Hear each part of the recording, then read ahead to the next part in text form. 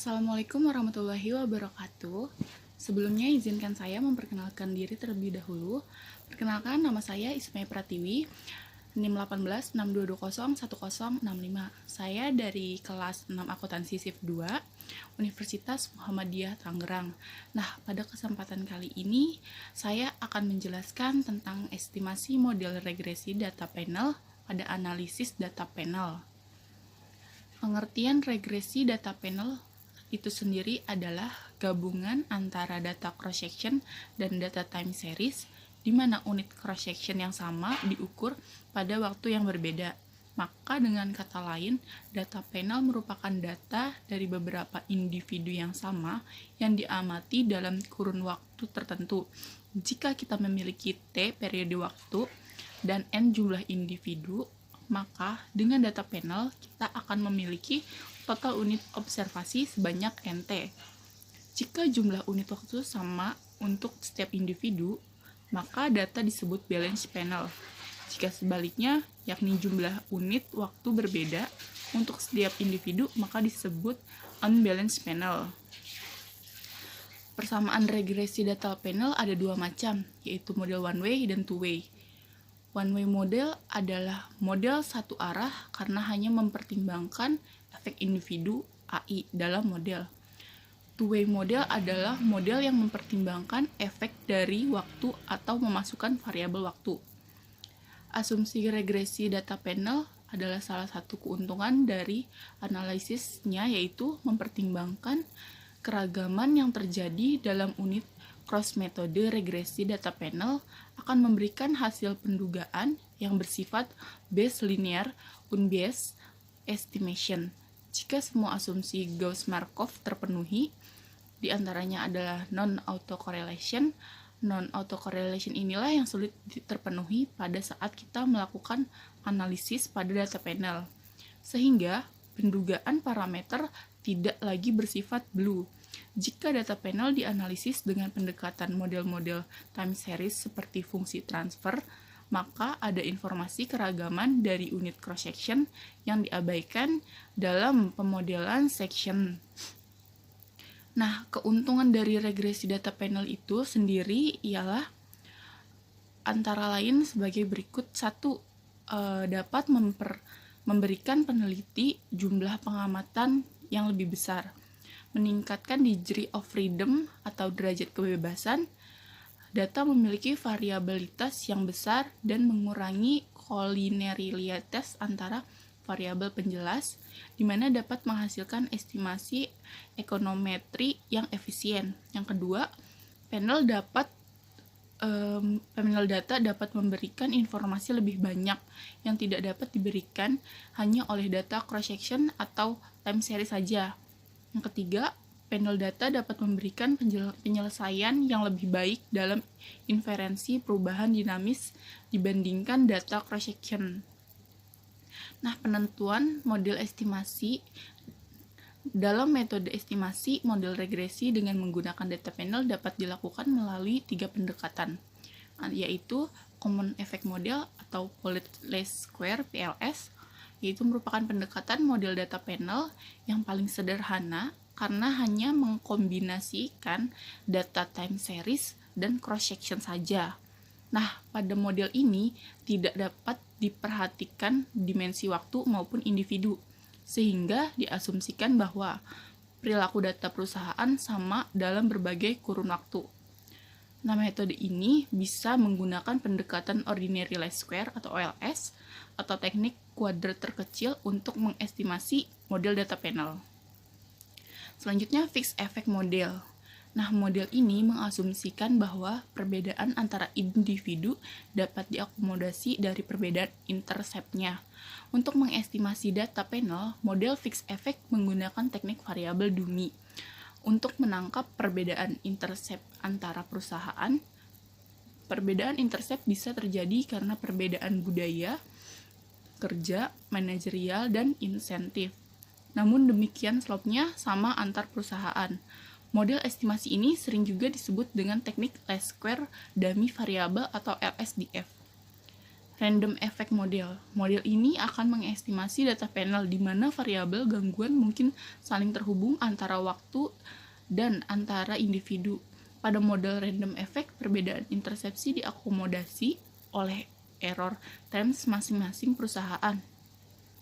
Nah, keuntungan menggunakan model random effect yakni menghilangkan heteroskedastasitas. Model ini juga disebut dengan error komponen model atau ACM, atau teknik generalized least square.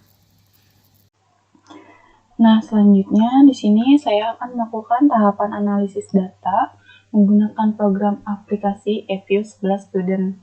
Nah, di sini melakukan persiapan input data. Sebelumnya kita harus melakukan penginputan data terlebih dahulu. Nah, di sini data yang saya peroleh yaitu dari tahun 2012 sampai 2016 dari 9 PT Bank Syariah yang ada di Indonesia. Di sini saya mendapatkan data ini dari buku Metodologi Penelitian Akuntansi dan Manajemen yang ditulis langsung oleh dosen pengampu program studi Metodologi Penelitian Akuntansi yaitu Bapak Ari Eka Sandi, SEMAKT. Nah, langsung saja di sini kita pertama klik file, klik new, setelah itu klik work file. Nah, di sini dipilihnya balance panel, start date-nya 2012, kemudian end date-nya 2016. Di sini number of cross section-nya dipilih 9 karena kita melakukan analisisnya 9 PT Bank Syariah yang ada di Indonesia. Di sini diisi data panel, kemudian klik OK. Nah, jika sudah seperti ini, selanjutnya kita membuat sampel untuk variabel penelitian. Dalam hal ini, ada 6 variabel yang ada sesuai dengan data yang sudah dikumpulkan, yaitu size ROA, DAR, NPF, sukuk, dan ISR. Pertama, kita bikin tabel variabel size terlebih dahulu. Yang pertama, klik object, klik new object. Nah, type of object-nya di sini pilih yang series, kemudian name for object-nya diganti dengan size, klik OK. Nah, kemudian lanjutkan seperti ini dengan tabel ROA, DAR, NPF, sukuk, dan ISR.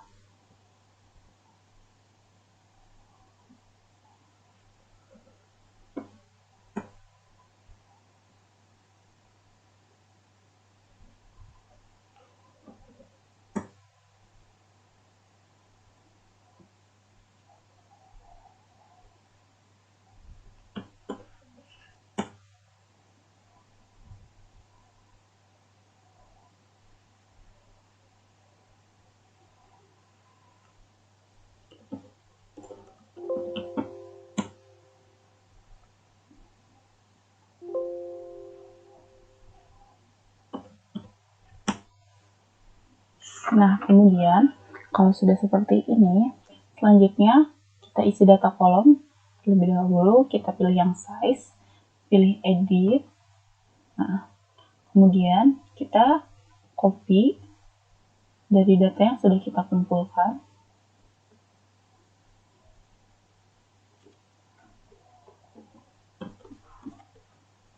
Kemudian kita paste. Lanjutkan sampai dengan yang data ISR. Kedua adalah data ROA, sama seperti yang di size tadi, kita copy datanya.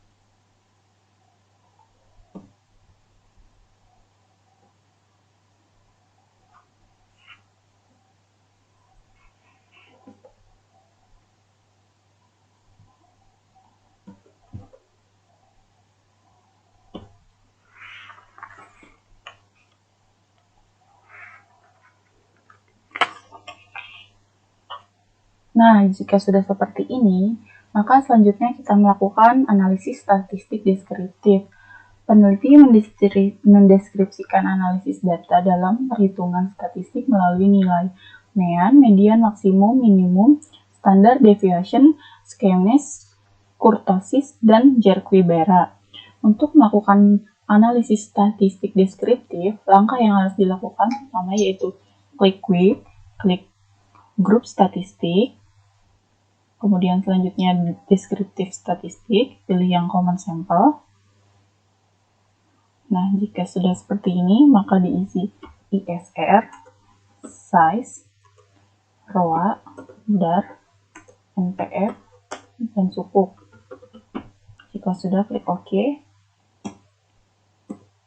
Nah, ini adalah tampilan output yang sudah ada. Nah, untuk menyimpannya, klik name, klik OK. Nah, pada tabel di atas dapat dijelaskan bahwa jumlah data yang digunakan dalam penelitian ini adalah sebanyak 75 data. Nah, mean adalah rata-rata data yang diperoleh dengan menjumlahkan seluruh data dan membaginya dengan cacah data. Nilai mean terbesar dialami oleh variabel size, yaitu sebesar 16,41244. Nah, sementara ROA memiliki nilai mean terkecil yaitu 0,012464. Nah, selanjutnya adalah median.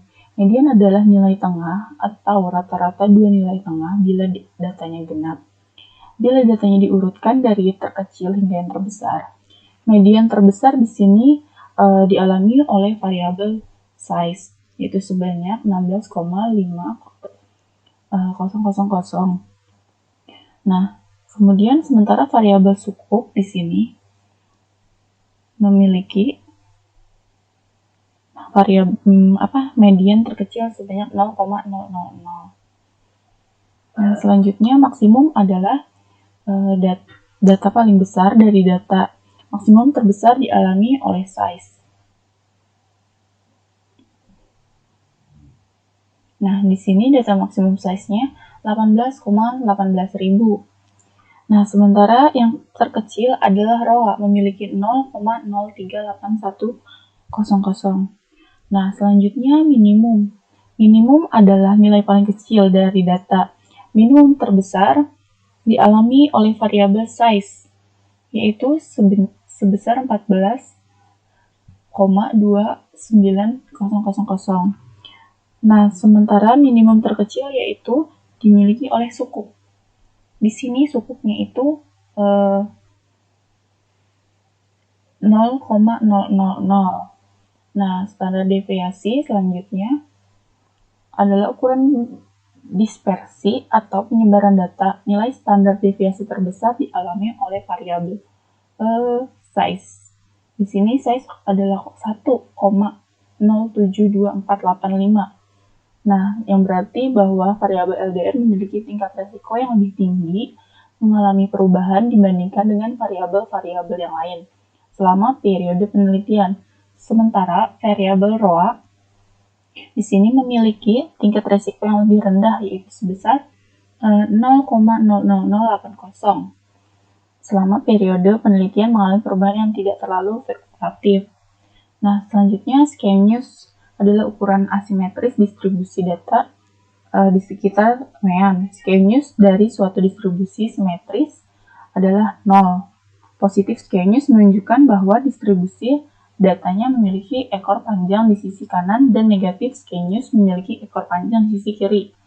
Untuk variabel DAR dan sukuk di sini, nah skewness-nya ini memiliki nilai di atas 0. Di sini adalah 1,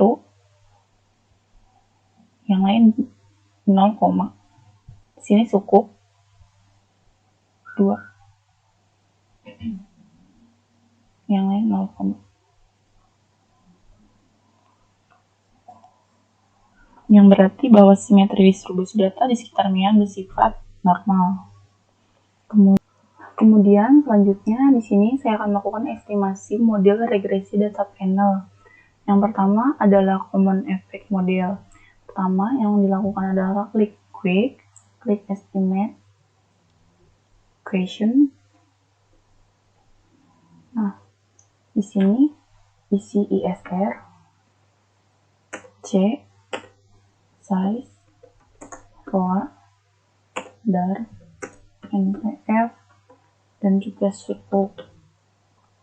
Nah, pada panel option, kita pilih yang non jika sudah klik OK. Nggak tahu. Klik OK. Nah, ini adalah hasil tampilannya. Nah, jika sudah seperti ini,